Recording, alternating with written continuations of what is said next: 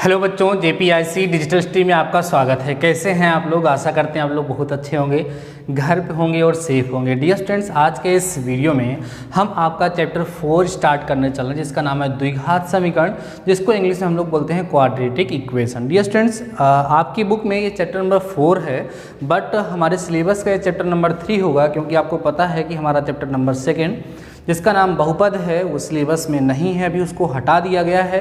तो बच्चों, हमें क्या करना है, इस चैप्टर को पढ़ना है और हमारे सिलेबस के लिए तीसरा चैप्टर होगा। ठीक है, क्लियर हो गई बातें? तो अभी तक हम लोगों ने कौन कौन सा चैप्टर बच्चों पढ़ लिया है, आपको तैयार होगा, आपने उसको अच्छे से तैयार कर लिया होगा। पहला चैप्टर मैंने आपको पढ़ाया है बच्चों वास्तविक संख्याएं। दूसरा चैप्टर बहुपद हमारे सिलेबस में नहीं था, उसको हम लोगों ने स्किप किया। अगला चैप्टर जो है बच्चों वो है दो चरों वाले रैखिक समीकरण युग्म, जो काफ़ी बड़ा चैप्टर था, सबसे ज़्यादा टाइम हम लोगों का लिया, लेकिन फाइनली हम लोगों ने उसको ख़त्म किया सारी की सारी चीज़ों को खूब अच्छे से समझ करके। तो अभी आप इसको तैयार करते रहिए, अब जल्दी ही आप लोगों का टेस्ट भी होगा। ठीक है बच्चों, अब आज के इस वीडियो में जो चैप्टर हम स्टार्ट करने वाले हैं उसका नाम द्विघात समीकरण है। तो आज के इस वीडियो में हम द्विघात समीकरण के बारे में डिस्कस करेंगे कि द्विघात समीकरण होता क्या है। देखो बच्चों, सिलेबस में तो नहीं है आपका बहुपद चैप्टर 2 जो था, पॉलिनोमियल जिसको कहते हैं, बट वहाँ पर अगर आपको याद हो तो मैंने आपको बहुपद पढ़ाया था। या चलो ठीक है, क्लास 10th वाला अगर आप लोगों ने इग्नोर कर दिया हो क्योंकि सिलेबस में नहीं था, तो क्लास 9th में भी मैंने आपको बहुपद पढ़ाया था। वहाँ पर बहुपद को पहचानने का तरीका आपको सिखाया गया था कि जो बहुपद होता है उसमें चर राशि की घात बच्चों सदैव कैसी संख्या होती है, पूर्ण संख्या होती है, उसी को हम लोग बहुपद कहते हैं। ऐसा हम लोगों ने वहाँ पर डिस्कस किया था। और बच्चों वहाँ पर बहुपद के प्रकार आप लोगों को हमने सिखाया था कि बहुपद कितने प्रकार के होते हैं। तो हम बताया गया था कि बहुपद जो होते हैं उनको दो आधार पर बांटा गया है, एक उनको उनकी घात के आधार पर, एक उनके पदों के आधार पर। घात के आधार पर जब हम बात करते हैं तो रैखिक बहुपद, द्विघात बहुपद, त्रिघात बहुपद, चतुर्घात बहुपद इस तरीके से बनते हैं। ठीक है, पद के आधार पर बात करते थे हम लोग तो एक पदीय बहुपद, द्विपदीय बहुपद, त्रिपदीय बहुपद इस तरीके से वहाँ पर बनते थे। अब समीकरण होता क्या है, प्रीवियस चैप्टर में भी हमने डिस्कस किया है कि जब हम किसी भी बहुपद को बच्चों शून्य के बराबर कर देते हैं तो जो हमें प्राप्त होता है वो समीकरण कहलाता है, वो इक्वेशन कहलाता है। समझ रहे हैं बातें हमारे? जब हम किसी भी बहुपद को शून्य के बराबर कर देंगे तो जो हमें प्राप्त होता है उसे हम समीकरण कहते हैं। अब हम जिस बहुपद को शून्य के बराबर कर रहे हैं, अगर वह एक रैखिक बहुपद है तब रैखिक समीकरण बनेगा। जिस बहुपद को हम शून्य के बराबर कर रहे हैं बच्चों, अगर वो द्विघात बहुपद है तो द्विघात समीकरण बनेगा। अगर वो बहुपद त्रिघात बहुपद है तो त्रिघात समीकरण वहाँ पर बन जाता है। तो फाइनली द्विघात समीकरण की डेफिनेशन निकल करके हमारे सामने आती है कि जब हम किसी द्विघात बहुपद को शून्य के बराबर कर देते हैं तो हमें द्विघात समीकरण प्राप्त होता है। क्लियर हो गई बात? परिभाषा ही बन जाएगी, द्विघात बहुपद को शून्य के बराबर करने से द्विघात समीकरण बनता है। ठीक है, देखिएगा द्विघात बहुपद कुछ लिखते हैं। जैसे बच्चों हम लिखते हैं x² + 5x + 11। यह बच्चों क्या है, एक द्विघात बहुपद है। सबको पता है कि यह क्या है बच्चों, एक द्विघात बहुपद है, एक क्वाड्रेटिक पॉलिनोमियल है। अब इस बहुपद को जैसे हमने मान लो px से दिखाया था, px से हमने इसको डिनोट किया था। अब अगर इस बहुपद को हम शून्य के बराबर कर दें, शून्य के बराबर कर दें मतलब बच्चों क्या, px बराबर क्या कर दें, 0। इसको 0 के बराबर कर देंगे तो x² + 5x + 11 = 0 प्राप्त होगा। ये जो आपके सामने दिख रहा है बच्चों, ये क्या कहलाएगा, द्विघात समीकरण कहलाएगा। ये क्या है, एक द्विघात समीकरण है। बात समझ में आई आप लोगों को? यह हमने यहाँ पर जो बहुपद लिया था बच्चों, वह एक द्विघात बहुपद था। जब इस द्विघात बहुपद को हमने शून्य के बराबर किया तो जो हमें प्राप्त हुआ वो क्या कहलाया, द्विघात समीकरण कहलाया। क्लियर हो गई बातें? एक त्रिघात बहुपद का एग्जाम्पल लेते हैं, उसको भी समझते हैं। ठीक है, देखो मान लो px = हमें एक बहुपद दिया है, ठीक है, 2x³ + 11x² + 5x + 9। ये क्या है बच्चों, एक त्रिघात बहुपद है। त्रिघात बहुपद है क्योंकि इसकी जो डिग्री है, इसकी जो घात है वो 3 है। सो ये क्या है बच्चों, त्रिघात बहुपद है। अब अगर ये त्रिघात बहुपद है तो हम क्या करें, यदि px इक्वल टू 0 कर दें, यदि px को हम किसके बराबर कर दें, 0 को। अगर px को 0 के बराबर कर दें बच्चों, तो हम यहाँ पे लिख सकते हैं कि 2x cube plus 11x square plus 5x plus 9 equal to 0। ये क्या था सर, ये हमारे पास जो यहाँ पे लिखा था ये क्या था बच्चों, त्रिघात बहुपद था। और ये जो आपके सामने आ गया है ये क्या है, ये त्रिघात समीकरण। क्लियर हो गई बातें, समझ गए आप लोग।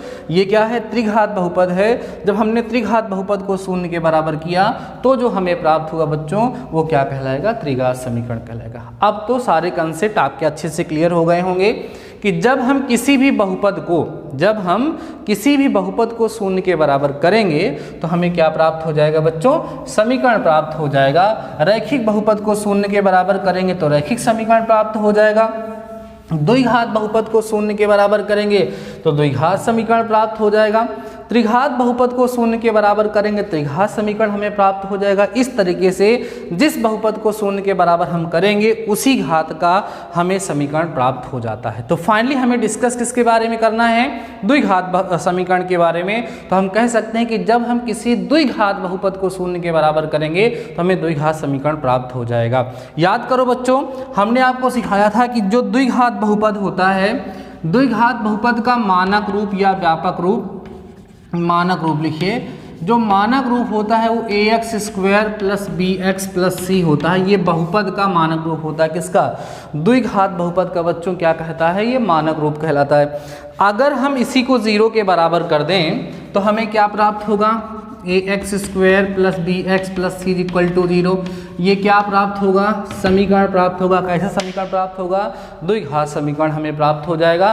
तो ये जो बच्चों आपके सामने लिखा है ये द्विघात बहुपद का मानक रूप है और ये जो आपके सामने लिखा हुआ है ये द्विघात समीकरण का क्या है, मानक रूप है। समझ में आ रही हैं बातें सारी की सारी, कोई डाउट आपके माइंड में नहीं आ रहा होगा।